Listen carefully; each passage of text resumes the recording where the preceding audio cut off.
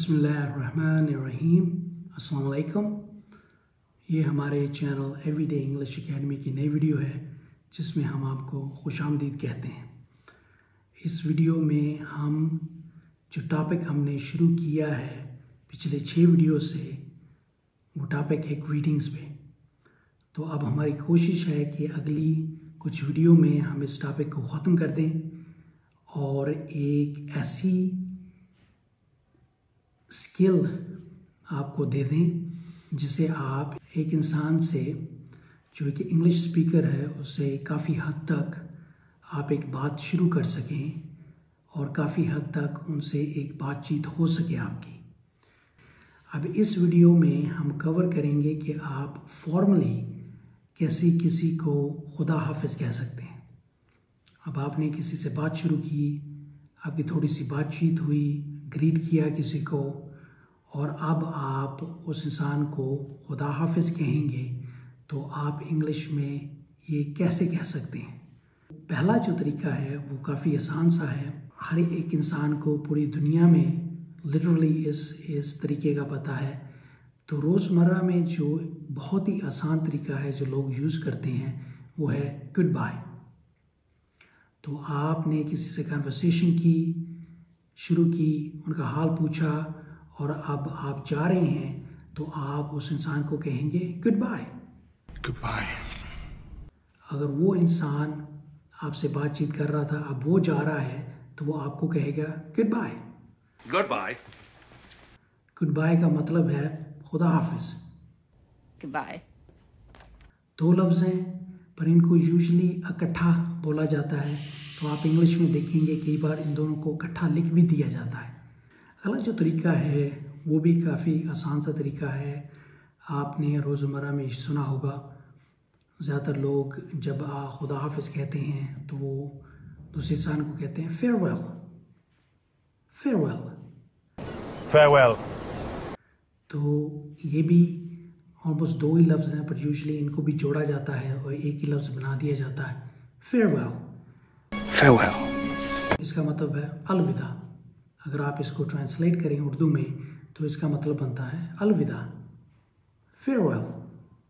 Farewell. Farewell. Farewell. सो लफ्ज़ है farewell. 2 लफ्ज़ हैं पर उनको तेज़ी से आप कहेंगे फेयरवेल। अब अगला तरीका जो है वो थोड़ा सा लंबा है, स्टेटमेंट है। तो उसमें आप जब किसी से गुफ्तगू ख़त्म करके जा रहे हैं और खुदा हाफिज़ कह रहे हैं, तो आप उस इंसान को कहेंगे I must be going. I must be going. I must be going. I must be going. इसका मतलब है मैं ज़रूर जा रहा हूँ। I must be going. I must be going. मैं ज़रूर जा रहा हूँ। I must be going. I must be gone. तो देखिए, इसमें जब आप कहते हैं I must be going, I must be going. आपको फेयरवेल या गुड बाय कहने की ज़रूरत नहीं है। आप इन टर्न कह ही ये रहे हैं कि मैं अब जा रहा हूँ, और आपका मतलब ही ये है कि खुदा हाफिज़। तो अगला तरीका जो है वो इसी से थोड़ा मिलता जुलता है, और आप कहेंगे I must leave. I must leave. I must leave. I must leave. मुझे ज़रूर जाना है। I must leave. I must leave. मुझे ज़रूर जाना है। I must leave. I must leave. तो अब इसमें भी आप खुदा हाफिज़ कह रहे हैं। आप लफ्ज़ गुड बाय या फेयरवेल यूज़ नहीं कर रहे, पर आपका मतलब यही है कि मैं अब जा रहा हूँ, मेरी तरफ से खुदा हाफिज़। अगला तरीका ये है कि आप किसी को कहते हैं कि आई मस्ट बी ऑफ। आप खुदा हाफिज़ कर रहे हैं, आपने अभी किसी से कन्वर्सेशन की है, को अल्लाह हाफिज़ कह रहा है। जो तरीका है वो है I must be of. I must be off. ये जो तरीका है इसका भी यही मतलब है कि मुझे अब जाना चाहिए। I must be of. I must be off. मुझे अब जाना चाहिए। I must be of. I must be off.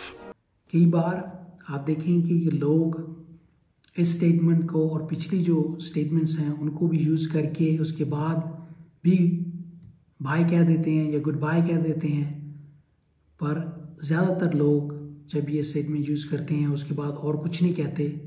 अगला तरीका ये है कि आप किसी को कहते हैं कि until next time, until next time, अगले वक्त तक, until next time, Until next time. अगले वक्त तक, until next time, Until next time. अगले वक्त तक।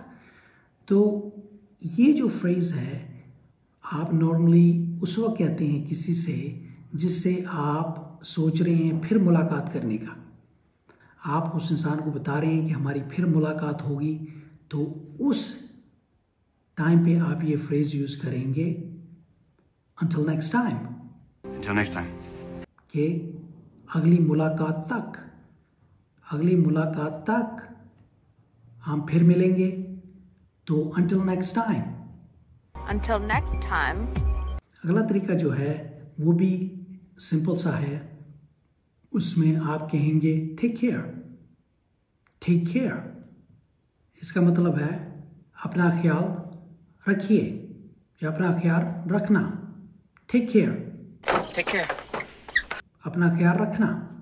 Take care, Take care. अपना ख्याल रखना। तो आप किसी को वेल विशेस दे रहे हैं, आप उन्हें कह रहे हैं कि अपना ख्याल रखिएगा, अल्लाह हाफिज़। Take care. अगला तरीका जो है वो यूजुअली अमेरिका में और इंग्लिश स्पीकिंग मुल्कों में शाम या रात के टाइम पे कहा जाता है। वो है सिंपली गुड नाइट। अब आप किसी से बात कर रहे हैं, आप शाम का टाइम हो गया है, आप घर की तरफ जा रहे हैं, तो आप सिंपली उस इंसान को कह सकते हैं गुड नाइट। Good night. मतलब है शब खैर, गुड नाइट, Good night. शब खैर।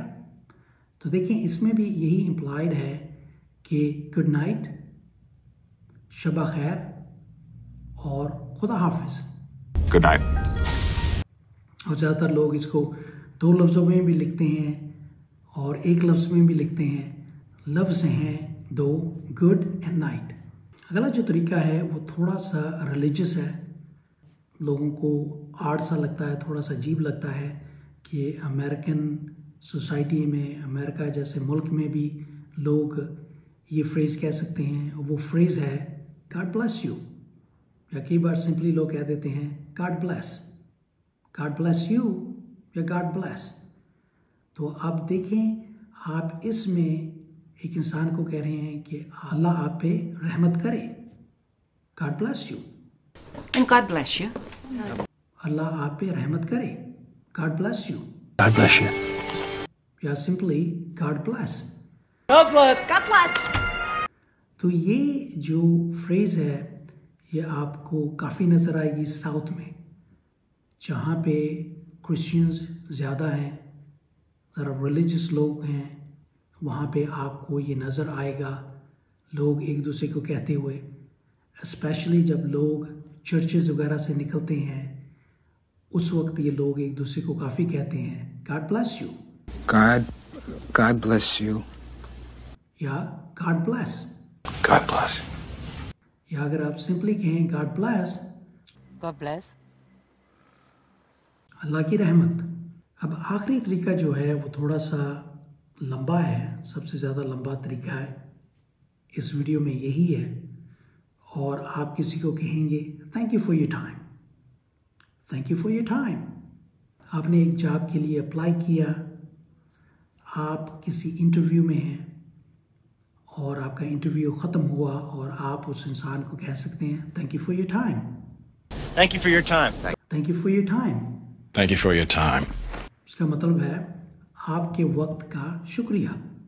आपने जो टाइम लेके, जो वक्त निकाल के मुझसे बातचीत की है उसका शुक्रिया।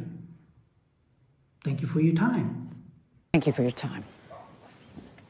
इसमें यही इम्प्लाइड है कि आपके वक्त का शुक्रिया और अल्लाह हाफिज़। Thank you for your time, Thank you for your time. Thank you for your time. Thank you for your time. चाहे आप यूज़ करें या ना करें, रोज़मर्रा की इंग्लिश में खुद, पर आपको पता होना चाहिए कि अगर आपसे कोई बात कर रहा है और आप किसी बिजनेस सिचुएशन में हैं और किसी से कोई डिस्कशन हो रही है, वो इंसान आपको निकलते वक्त कह सकता है thank you for your time. Thank you for your time. कोई इंग्लिश स्पीकर है, उससे आप बिजनेस कर रही हैं, उसके साथ आपकी बातचीत हुई है, तो बातचीत के बाद आप उस इंसान को कहेंगे thank you for your time. Thank you for your time.